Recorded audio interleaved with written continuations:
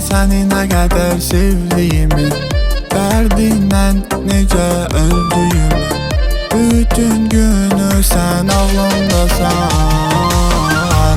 ay qonşu qızı. İncə bellim, ay üzlüm mənim, gülər üzlüm, mələyim mənim. Yaxşı ki varsan həyatımda, şən üzlü qonşu qızı.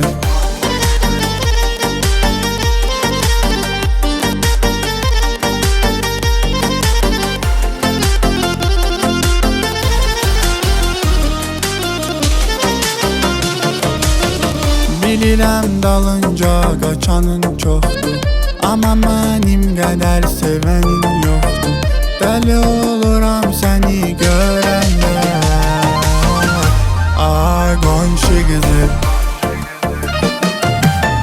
İncə bellim, ay üzlüm mənim, gülər üzlüm, mələyim mənim.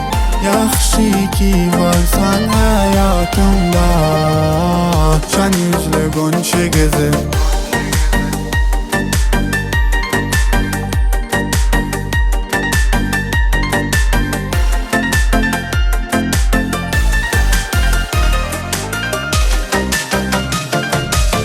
Sən necə də təcəlsən balam mənim, ay üzlü parçam mənim, gülüm mənim.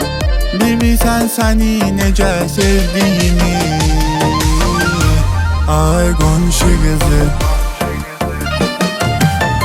İncə bellim, ay üzlüm mənim, gülər üzlüm, mələyim mənim. Yaxşı ki varsan həyatımda, şən üzlü qonşu qızı.